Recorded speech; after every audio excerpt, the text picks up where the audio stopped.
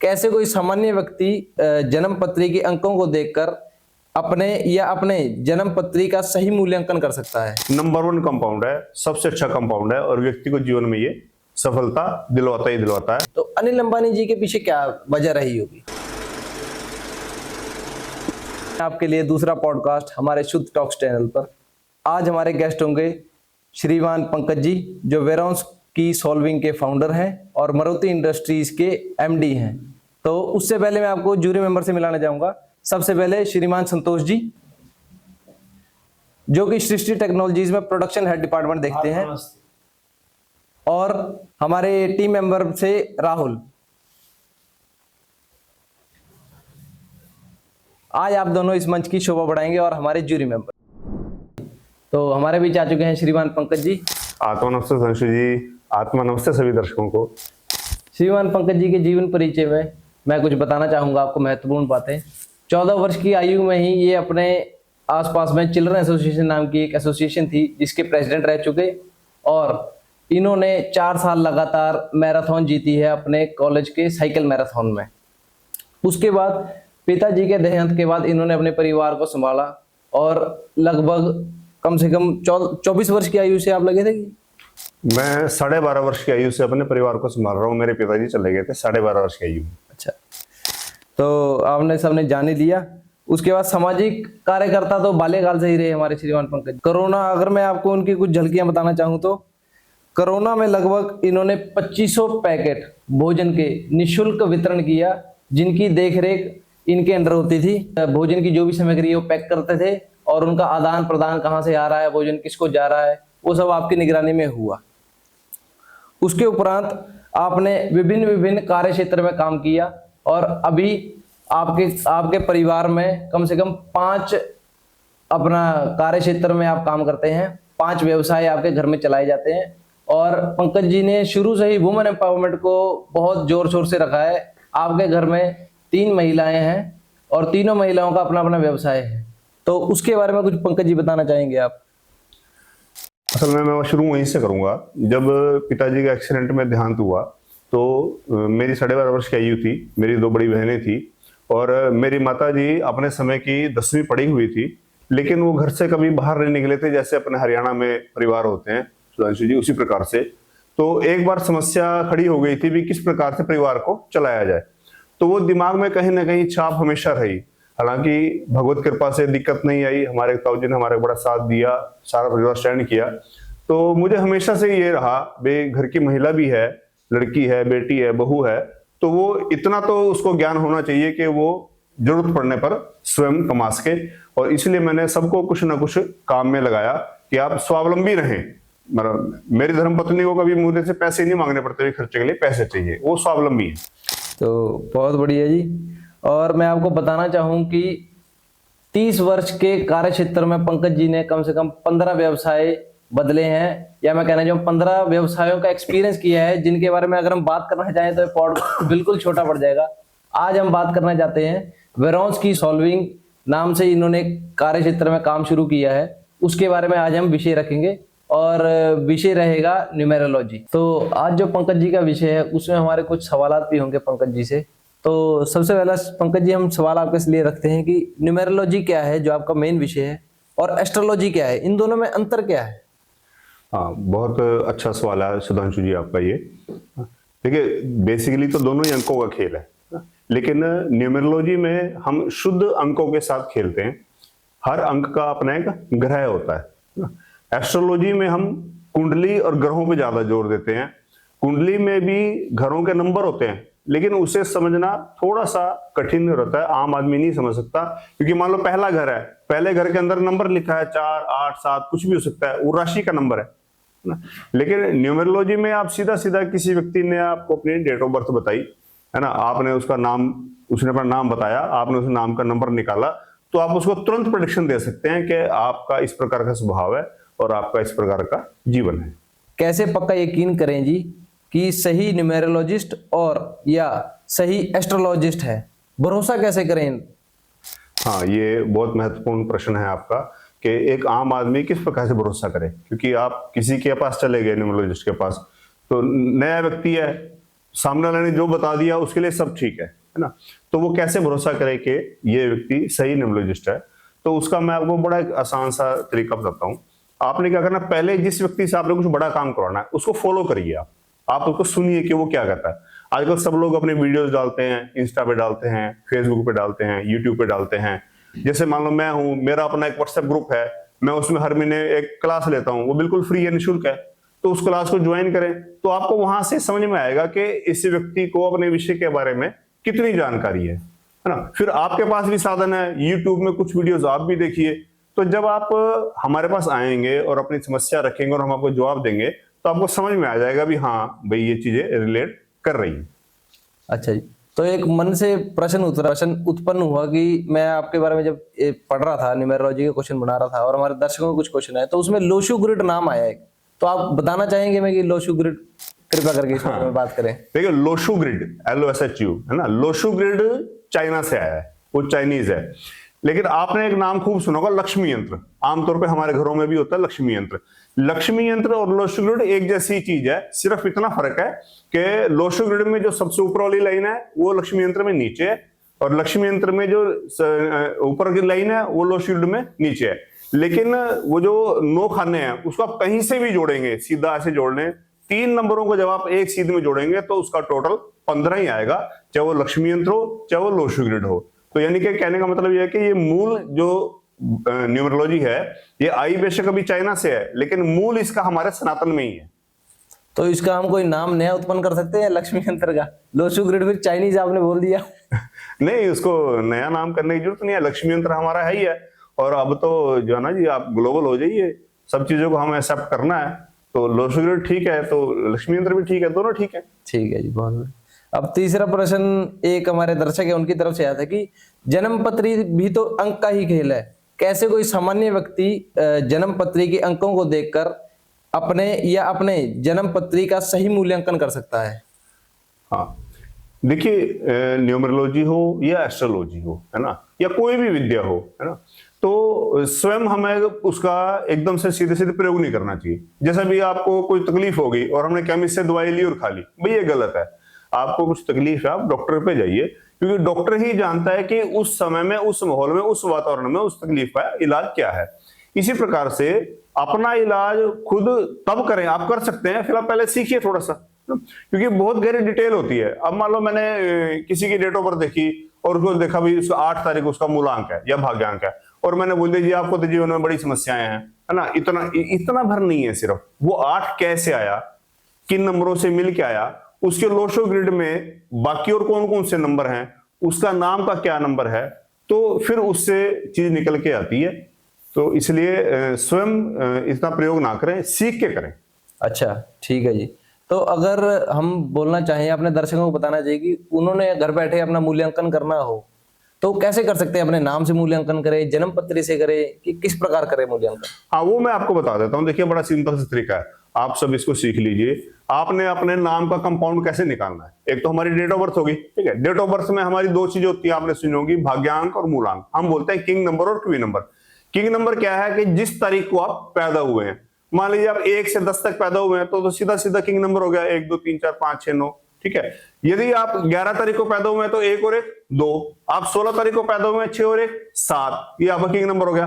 28 तारीख को आप पैदा हुए हैं तो 8 और 2 10, 1 आपका किंग नंबर हो गया।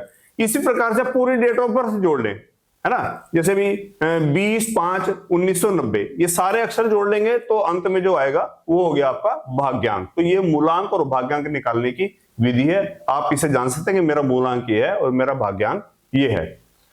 अब आप आते हैं नाम के ऊपर, हम नाम कैसे निकालते हैं। तो आप इसको ध्यान कर लें, हम चाइल्डन चार्ट लेते हैं, है ना। आप आराम से गूगल पे सर्च करेंगे तो चिल्ड्रन चार्ट आ जाएगा। चिल्ड्रन चार्ट में हर अंग्रेजी का जो हर अक्षर है उसका एक नंबर है, और 1 से 8 तक नंबर होते हैं। ध्यान के, ये सिर्फ चाइनीज विधि नहीं है ना। 9 नंबर नहीं लेते हम, क्योंकि 9 नंबर जैसे हम हनुमान जी का मानते हैं, मंगल का मानते हैं, तो हर स्थान पर 9 नंबर को पवित्र माना जाता है, उसकी काउंटिंग नहीं की जाती। 1 से 8 नंबर के अक्षर होते हैं A to Z में। तो आप उस तरीके से अपने नाम का नंबर निकाल सकते हैं आसानी से। ठीक है जी। तो हम जैसे देखते हैं कि आजकल हम बोलते हैं भी घटना हो रही है, कोई खुशी की घटना है या कोई दुख की घटना होगी, तो कोई व्यक्ति जैसे हमारे दर्शक अगर चाहें तो वो अपने बर्थ डेट से कोई अपनी घटना का अनुभव लगा सकते हैं कि फ्यूचर में उनके क्या घटना होने वाली है। ये वही बात आ जाएगी भी आप निकाल सकते हैं, लेकिन ये आप तब निकाल सकते हैं जब आपको जानकारी होगी। अब मैंने आपको बता दिया भी आप चिल्ड्रन चार्ट से आप अपने नाम का नंबर निकाल लें और अपना किंग नंबर और क्वीन नंबर निकाल लें, है ना, वो नंबर तो आपके पास आ गए, लेकिन उस नंबर का प्रभाव क्या है इसके लिए तो आपको सीखना पड़ेगा, किसी गुरु के पास जाना पड़ेगा या फिर मेरे जैसे किसी न्यूमरोलॉजिस्ट के पास आपको आना पड़ेगा और आप उससे सारी चीज पूछ सकते हैं। तो मैं जो समझना चाह रहा हूं भी आपका जो प्रश्न का जो उत्तर है मैं बताया तो आपको भी जैसे वर्ष शुरू होने वाला होता है तो दिसंबर में या जनवरी के शुरू में आपको किसी न्यूमरोलॉजिस्ट के पास जाकर अपना वर्षफल निकलवा लेना चाहिए। हम 3 तरीके से वर्षफल निकालते हैं। एक, दिस ईयर एनर्जी, भाई इस साल आपके ऊपर कौन सा नंबर प्रभावी रहने वाला है, ठीक। फिर उसके बाद आपका नाम और आपकी डेट ऑफ बर्थ मिला के जिस दिन आप पैदा हुए थे उस दिन से आज तक के सभी सालों की गणना की जाती है। वो 15 साल हो गए, 25 साल हो गए, 40 साल हो गए, तो उसके हिसाब से एक नंबर निकलता है, उसको बोलते हैं ईसन साइकिल, ठीक। उसकी एक प्रेडिक्शन होती है। फिर ईसन साइकिल और दिस ईयर नंबर दोनों को मिलाकर निकलता है कर्मा नंबर, है ना। तो हमारे जीवन पर जो दिस ईयर नंबर है और जो कर्मा नंबर है इसका बहुत अधिक प्रभाव होता है। वो नंबर हमने जान लिए तो हम ये बता सकते हैं कि ये साल हमारा कैसा जाने वाला है, हम कोई नया काम करें या अभी थोड़ा सा रुकें, कोई पार्टनरशिप करें या थोड़ा सा अभी रुकें। तो अभी सवालों का सिलसिला तो चलता रहेगा, हम लेते हैं एक छोटा सा ब्रेक, तो मिलते हैं थोड़ी सी देर के बाद। हाँ जी, तो ब्रेक के बाद हमने ले लिए अपने हाथ में कॉफी के गिलास और सवाल हम पूछते हैं आगे पंकज जी से। तो पंकज जी, न्यूमेरोलॉजी में हमने सुना है भी नाम पे बहुत फोकस करते हैं, तो उसके पीछे क्या कारण है? हाँ, देखिए मैं अपने दर्शकों को बताना चाहूंगा, नाम का अपना एक नंबर होता है जिसको हम बोलते हैं कंपाउंड। जैसे हमने अभी आपको बताया था कि आप चिल्ड्रन चार्ट से अपने नाम का कंपाउंड निकाल सकते हैं ना। नाम में 3 चीजें होती हैं, कंपाउंड, साउंड और वाइब्रेशन। इसमें कंपाउंड सबसे ज्यादा महत्वपूर्ण है ना, कि नाम का नंबर क्या आ रहा है। जैसे हम सबके चहेते आदरणीय प्रधानमंत्री नरेंद्र मोदी जी ना, नरेंद्र मोदी 25/41 पर आता है ना। तो 25 नंबर किस चीज का हो गया? 25 नंबर हो गया कि पराविज्ञान का, आदमी का दिमाग से तेज चलता है, वो 7 पर्दों के पीछे की बात को सोच सकता है और सुन सकता है, देख सकता है। और इसी प्रकार से 41 का टोटल 5 बनता है, 4 और 1 5, 5 के कंपाउंड में 41 सबसे बढ़िया कंपाउंड है, नंबर 1 कंपाउंड है, सबसे अच्छा कंपाउंड है और व्यक्ति को जीवन में ये सफलता दिलवाता ही दिलवाता है ना। हमने आपका नाम भी शूट हो 41 में। मैं वही बात करने वाला था कि मैं दर्शकों को बताना चाहूंगा कि जो मेरा नाम है शुद्ध टॉक्स, इसमें मेरे पे कई प्रश्न भी उठे भी आपको नाम की समझ नहीं है, आपको स्पेलिंग नहीं बोलने आती कि जो हमारा नाम है शुद्ध टॉक्स, इसमें लास्ट में ES लगाया है, जो कि अगर हम वोकैबुलरी देखें तो उसमें E नहीं आता है टॉक्स में, अगर हम स्पेलिंग की बात करें। तो ये हमारा नाम जो है पंकज जी ने बनाया है और इन्होंने बताया था कि आपका आने वाला जो ये नंबर है 41, तो उसके बारे में बताओ पंकज जी, आपने क्या देखा इसमें? देखिए, हमने शुद्ध टॉक्स में हमने E एक्स्ट्रा लगाया उसको, ताकि 41 पर हम ला सकें, क्योंकि E होता है 5 नंबर, ठीक है। और मुझे कुछ नंबर और जो सुधांशु जी ने भेजे थे तो उनमें E ज्यादा थे। अब यहां आ जाते हैं हम नाम की वाइब्रेशंस पे। तो अगर किसी भी नाम में, पूरे नाम में 3 बार E आ जाए या उससे ज्यादा आ जाए तो व्यक्ति को अक्सर पेट संबंधी समस्याएं होती हैं। 3 से ज्यादा बार E आ जाए तो पक्का आप समझ लेना कि उस व्यक्ति का अपेंडिक्स का ऑपरेशन या तो हो चुका है और या फिर होना है, ये बात तय है। तो इसलिए हम किसी का जब नाम तय करते हैं तो उसमें ऐसे बहुत से अक्षर, जैसे मल्टीपल आई बड़ी समस्या देता है नाम में, है ना, मल्टीपल ई बड़ी समस्या देता है। तो ऐसे कुछ अक्षर हैं और कुछ अक्षर अच्छे भी हैं, जो मल्टीपल आ जाएं तो व्यक्ति को धनवान बना देते हैं। कुछ अक्षर से अंदर मनी बैग भी होते हैं। तो इस प्रकार से ये नामों का महत्व है। हमने इसमें सफलता वाले व्यक्तियों का नाम लिया, जैसे नरेंद्र मोदी जी हमारे सफलता है, शुद्ध डॉक्स हमारा एक सफल चैनल बन रहा है। तो अगर हम विफलता नाम के ऊपर देखें, जैसे अनिल अंबानी जी हैं, तो अनिल अंबानी जी के पीछे क्या वजह रही होगी? हाँ, हमने 2 चीजें ले ली, देखो, एक कंपाउंड ले लिया हमने, एक वाइब्रेशन ले लिया। अब आते हैं हम साउंड पे। नाम का तीसरा हिस्सा है साउंड, है ना। अनिल, ए हटा दें तो क्या रह गया? नील। तो कुछ साउंड ऐसी होती हैं जो नाम में आ जाती हैं तो व्यक्ति को परेशान करती हैं। जैसे नील, नील की साउंड जब नाम में आ जाती है तो फिर करा कराया भी व्यक्ति का खराब हो जाता है। बहुत अच्छे ग्रह हो, बहुत अच्छा मेहनती व्यक्ति हो तो भी वो चीज उल्टी पड़ जाती है। इसी प्रकार से सैड, SAD इकट्ठा नाम में कहीं भी आ जाए, शुरू में आ जाए बाद में आ जाए तो वो समस्या देता है ना। जैसे हमने शॉर्ट बना लिया शिरोमणि अकाली दल, सैड उसका बना लिया, तो अभी देखिए ना कितने साल से सत्ता से बाहर हैं, मतलब आपसी आंतरिक बहुत से झगड़े भी हैं, तो ऐसी चीजें हैं। और इसी प्रकार से एक साउंड जो बहुत बहुत बहुत लोगों को परेशान करती है वो है SU की।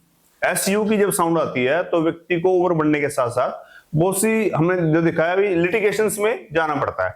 ये प्रेडिक्शन 70-80% तक बिल्कुल ठीक जाती है ना। 20-30% लोगों पे क्यों नहीं काम करती कि मान लो S से नाम शुरू हो रहा है लेकिन डेट ऑफ बर्थ है उनकी 3, 12, 21, तो फिर वो थोड़ा सा बच जाते हैं।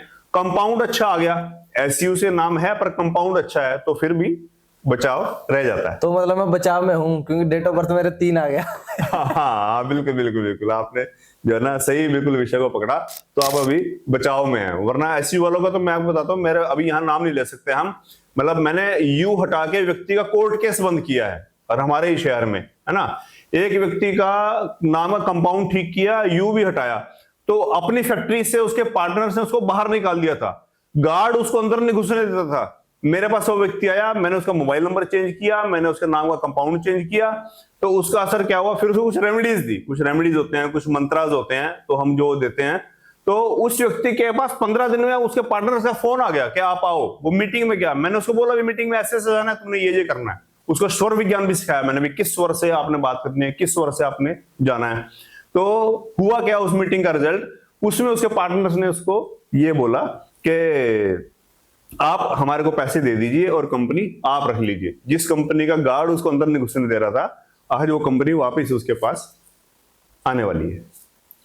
तो अगर हम प्रश्न, एक दर्शक का प्रश्न आया कि जैसे कि आप अंकों का ज्ञान रखते हैं तो उसमें लोग आपके पास क्या क्या सवाल लेके आते हैं, कि सबके ज्यादातर कॉमन सवाल होते हैं कि कोई ऐसा भी सवाल होता है भी नहीं ये कोई नया सवाल आया आपके लिए, प्रश्न चिन्ह भी खड़ा करता है कोई सवाल?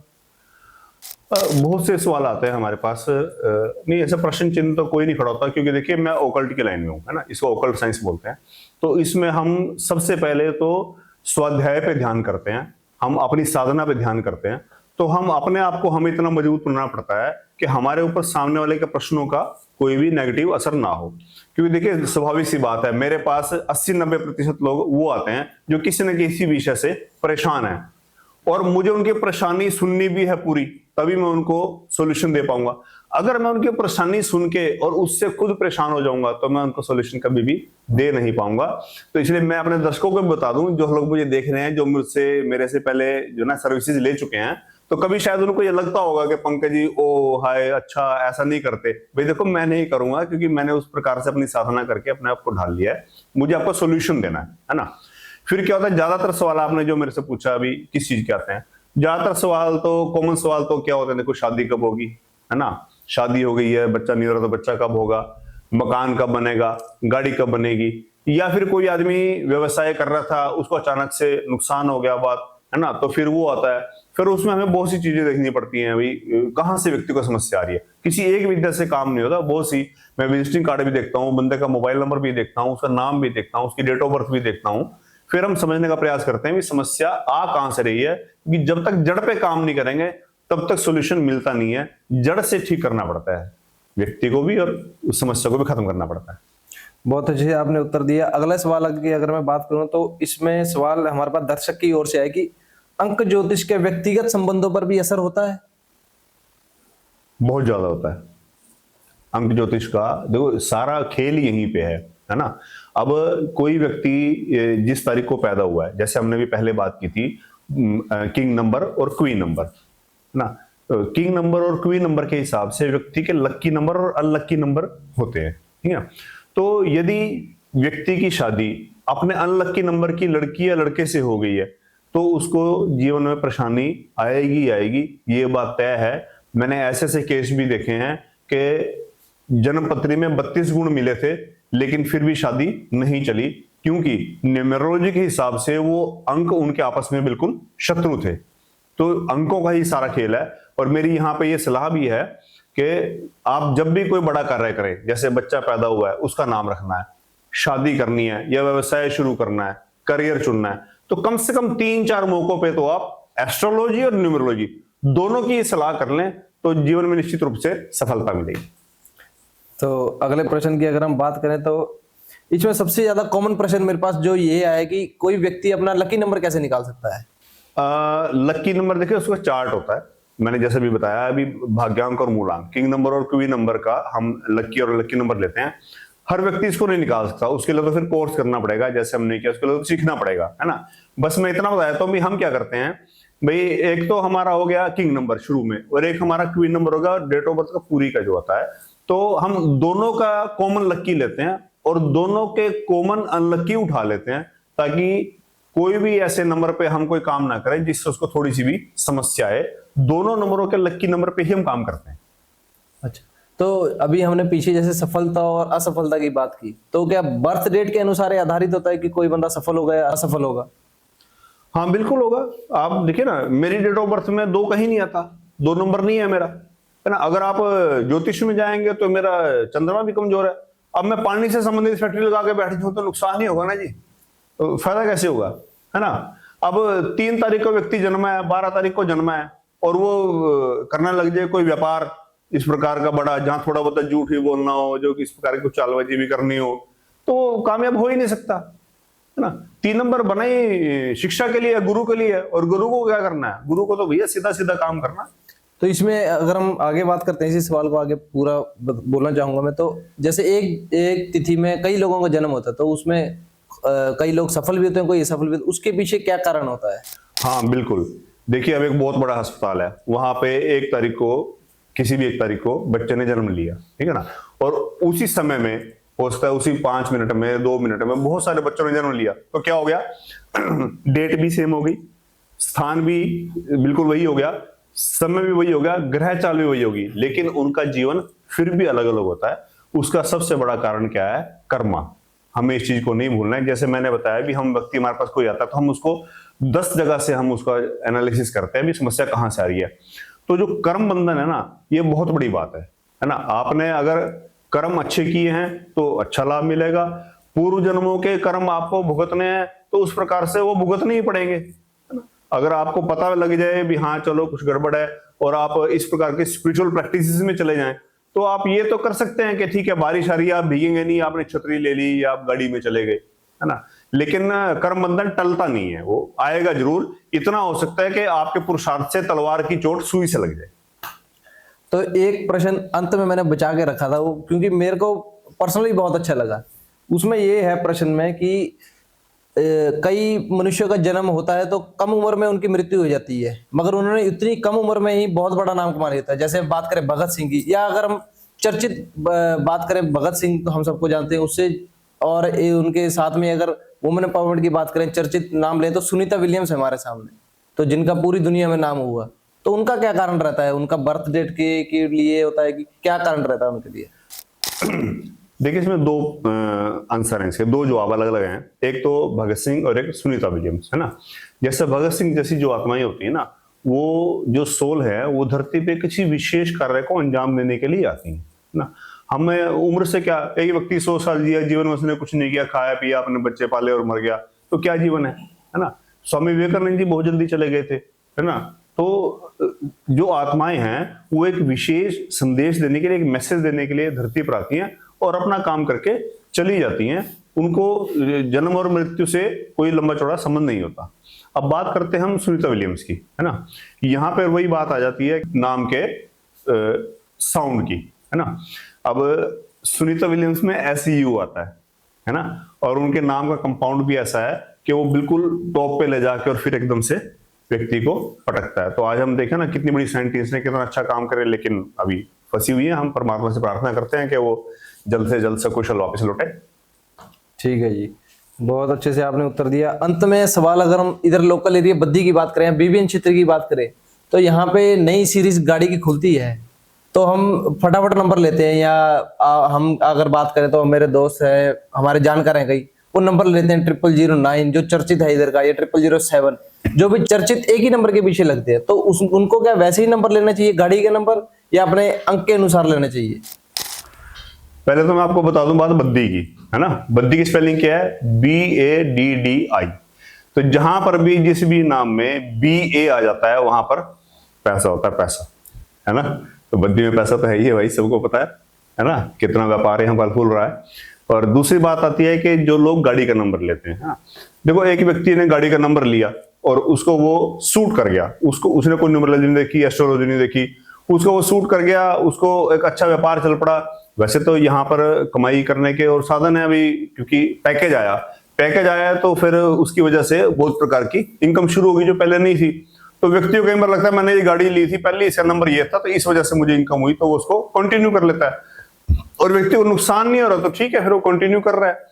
लेकिन यहां पर मैं ये कहना चाहूंगा कि गाड़ी का नंबर यदि आप लेते हैं तो वो भी आपको अपने डेट ऑफ बर्थ से अलाइन करके लकी नंबर पर लेना चाहिए। अगर गाड़ी के 4 अक्षरों का टोटल पीछे 7, 8 या 9 आ रहा है तो फिर उसमें दिक्कत आने की संभावना है। 7 आएगा तो सेविंग नहीं होगी, 8 आएगा तो काम रुकेंगे, 9 आएगा तो काम छूट ही जाएंगे।